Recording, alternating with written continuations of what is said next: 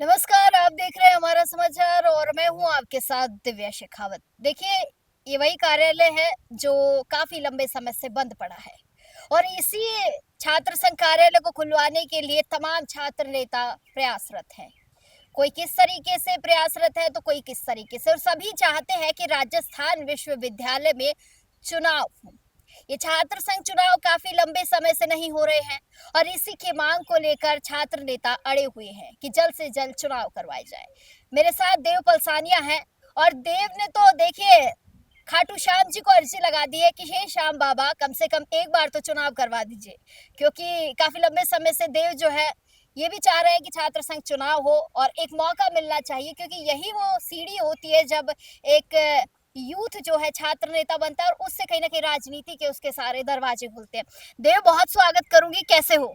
मैं सबसे पहले तो आपके चैनल के माध्यम से धन्यवाद देना चाहता हूँ। जो राजस्थान में काफ़ी दिनों से छात्र संघ चुनाव बंद पड़े हुए हैं, उनकी आवाज़ आप हमारे जैसे युवाओं की आवाज़ उठाने का काम कर रहे हैं, उसके लिए आपके चैनल का भी तहे दिल से धन्यवाद। देखिए, आज की स्थिति में जो ये वर्ष 2023 में जब से छात्र संघ चुनाव बंद हुए थे, उसके बाद में ये कार्यालय बंद पड़ा हुआ है। इस कार्यालय को कल मैंने एक शांति मान लो, किसी भी की संदेश मान लो, किसी भी प्रकार से मान लो, इसका ताला तोड़कर एक संदेश देने का काम किया कि जो ये छात्र संघ कार्यालय काफ़ी दिन से बंद पड़ा हुआ है, ये क्यों पड़ा हुआ है? क्योंकि छात्र संघ जब चुनाव ही नहीं हो रहे, यहाँ लोग गाँव दूर-दराज से आते हैं, जो भी स्टूडेंट, उनको मदद के लिए छात्र संघ इसीलिए चुनाव होते हैं कि उनकी हेल्प करें और उनकी आवाज़ उठाएँ। लेकिन 3 साल से जब कार्यालय बंद पड़ा है, यहाँ कोई बैठता ही नहीं है, या कोई मिलता ही नहीं है।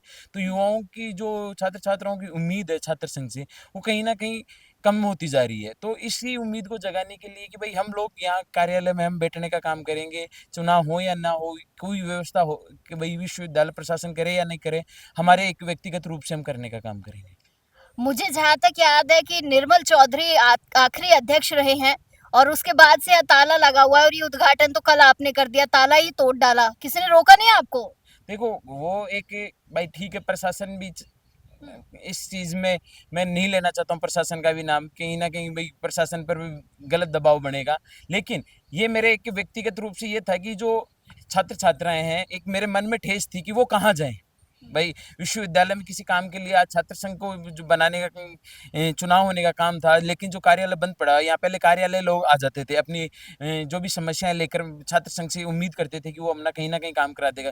क्योंकि जो विश्वविद्यालय प्रशासन है, जो कहीं न कहीं छात्र-छात्राओं को परेशान करता है, घुमाने का काम करता है, फिर यहाँ से कोई उम्मीद लगा कर बैठे। लेकिन जहाँ उम्मीद लगाएँगे वहाँ आदमी नहीं बैठा, यहाँ कोई छात्र संघ का कार्य नहीं खुल रहा, तो यहाँ किससे बात करेंगे वो? तो मैंने एक भाई ठीक है, अपने आज ताला तोड़ते हैं और एक मैसेज देने का काम करते हैं कि ये देखिए क्या दुर्दशा। और आप मेरे वीडियो के माध्यम से देख सकते हैं, अंदर धूल लगी पड़ी हुई है। क्यों पड़ी हुई है?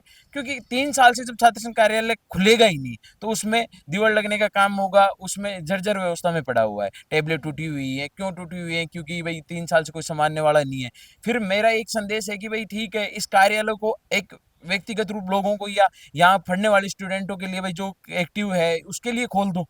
भाई ठीक है, आप चुनाव नहीं करा रहे विश्वविद्यालय प्रशासन, तो विश्वविद्यालय प्रशासन कहीं ना कहीं वही सरकार को ये कहने का काम करेगी जो ये व्यवस्था है, ये व्यवस्था ही एक, आप बताइए, जैसे सरकार बनती है, सरकार में चुनाव होते हैं, सारी चीजें होती हैं, प्रक्रिया है, तो ये छात्र संघ भी एक लोकतांत्रिक प्रक्रिया है जिसे हर वर्ष करवानी चाहिए, क्योंकि युवाओं को अपना नेतृत्व प्रतिनिधि मिलेगा जिससे वो अपनी उम्मीद और आस लगाएंगे। लेकिन जब 3 साल से छात्र संघ चुनाव ही नहीं हो रहे थे, आज ये जो यहाँ पढ़ने वाले स्टूडेंट है, बाहर वाले हैं, जो उन्होंने छात्र संघ से उम्मीदें तोड़ दी कहीं ना कहीं, तो एक उम्मीद वापस जगाने के लिए मैंने ये काम किया। अच्छा, क्या वजह रही है कि छात्र संघ चुनाव नहीं हो रहे? बहुत लंबा समय हो गया है और आप एबीवीपी से शायद जुड़े हुए हैं जितना मैं जानती हूँ, तो क्या कहेगी कि सरकार कहाँ कुठाराघात कर रही है युवाओं के साथ? देखिए, मैं जब से देखता आ रहा हूँ, जैसे पिछली सरकार थी, ये सरकार है, मेरे को कहीं ना कहीं ये लगता है कि इन्होंने किसी भी कोई भी सरकार आई हो, युवाओं को ठगने का काम किया है।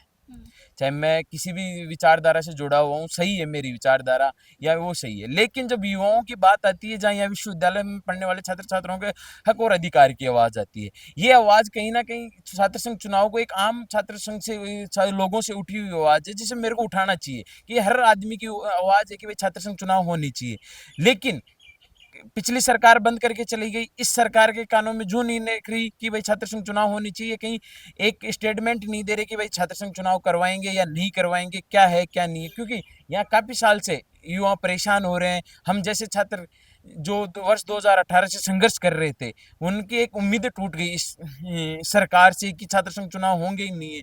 युवाओं ने अपने मतलब जो इतना लंबा संघर्ष किया है वो व्यर्थ जा रहा है आज।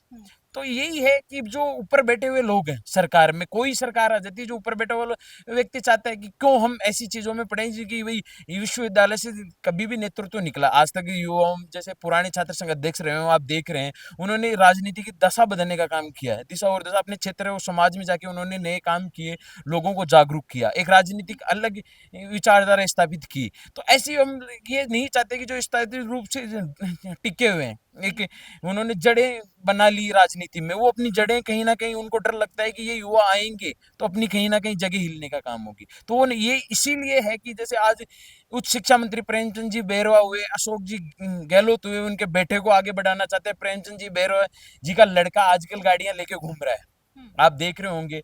तो एक डिप्टी सीएम चाहेगा कि अपना बेटा ठीक है आगे बढ़े, और छात्र संघ चुनाव होंगे तो युवा कहीं ना कहीं उनके क्षेत्र में युवा आएंगे, छात्र संघ चुनाव लड़ेंगे, उन पर भाई विश्वास जताएगी छात्र तरुणाई, तो वो कहीं ना कहीं उनकी जगह लेने का काम करेंगे। तो यही डर रहता है बड़े नेताओं का।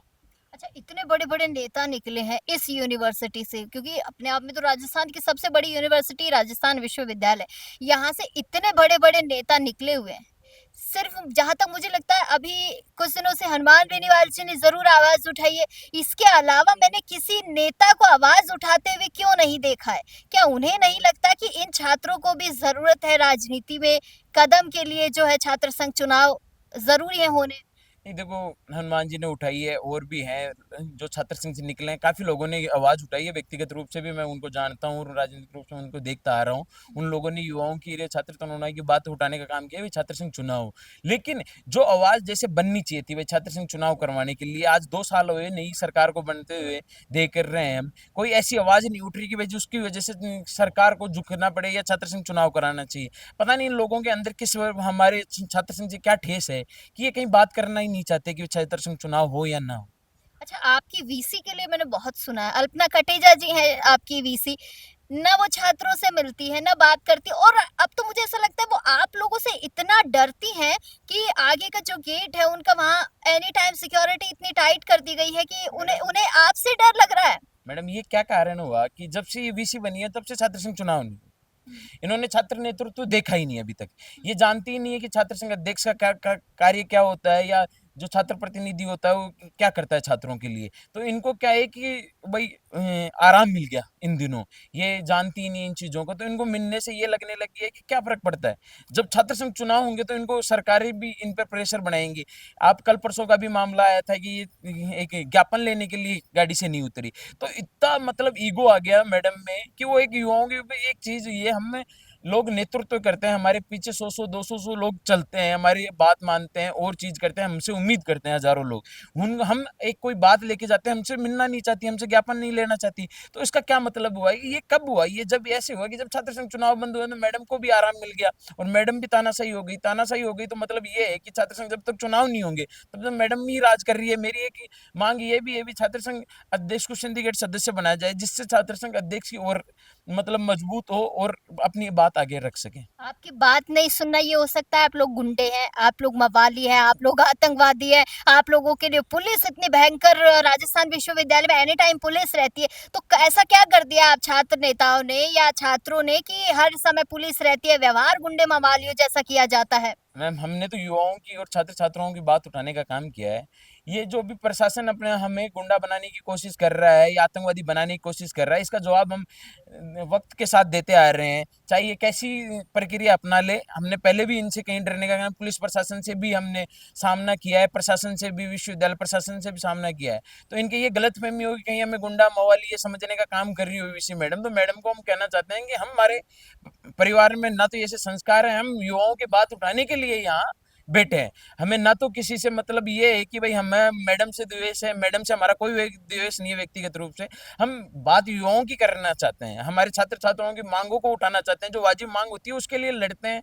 हमारे परिवार ने यहाँ हमें भेजा है पढ़ने के लिए, लेकिन यहाँ की जो दुर्दशा देखकर मुझे भी कहीं ना कहीं ये लगा कि भाई मेरे को यहाँ आवाज उठानी चाहिए। इसी वजह से मैं यहाँ छात्र संघ में घुसा, प्रतिनिधित्व किया, और आज जो इन्होंने ये स्थिति बना दी सरकारों ने कि भाई छात्र संघ चुनाव बंद करके हमारी आवाज को बंद करने का काम किया। अच्छा, एक आखिरी सवाल पूछती हूँ, क्या लगता है अगर इस बार भी चुनाव नहीं हुए तो छात्र नेता क्या करेंगे? इसी तरीके से पिटते रहेंगे? मैडम पिटने का काम तो ये है, 2023 में जैसे अशोक गहलोत की सरकार को उखाड़ फेंकने का काम किया। ये युवा है, ये किसी का ही नहीं है। जब तक इनकी चीजों का आप हनन करने का काम करोगे, इनके अधिकारों का दबाने का काम करोगे, तो सरकारों से भी ये लड़ने का काम करेंगे। आप देख सकते हैं पिछले अशोक गहलोत सरकार में मैं खुद जेल जाके आया हूँ, इनका विरोध किया था, इनकी सारी चीजें इनको काले झंडे दिखाए थे। तो ये कहीं ना कहीं ये और सरकारी ये नहीं समझे कि अभी हमारा कुछ ही नहीं होगा, हम इनका भी विरोध करेंगे, सड़कों पे भी निकलेंगे, विधानसभा घेराव भी करेंगे, युवाओं में एक अलग जगाएंगे कि ये सरकारें हमारे जो खिलाफ हो रखी हैं। युवाओं के वास्तविक यही बात है कि इन्होंने युवाओं को ठगने का काम किया है। ये सरकारें आती हैं, प्रलोभन देती हैं चुनावों से पहले युवाओं को, और युवाओं का शोषण करने का काम करती है। लेकिन अब ये युवा जब तक जागेगा, ये जागने के बाद में ये सरकारों को घर बिठाने का भी काम करेगा।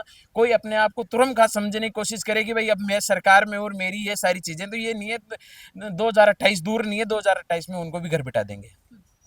तो चलिए, बहुत शुक्रिया देव पलसानिया जी। तो मेरे साथ देव थे, और कल जिस तरीके से देव ने ताला तोड़कर ये बताया है कि देखिए छात्र संघ चुनाव तो जो है हम करवा कर रहेंगे, और खैर ये देखने वाला विषय भी है क्योंकि काफी लंबा समय हो चुका है छात्र संघ चुनाव नहीं हो रहे हैं, और यूथ काफी परेशान हो चुका है। क्योंकि मैंने राजस्थान विश्वविद्यालय में काफी सारी परेशानी देखी है। सबसे पहली परेशानी तो ये है कि यहाँ पर ऐसा कोई प्रतिनिधि नहीं है जिसको साथ ले जाकर अपनी बात रख सके।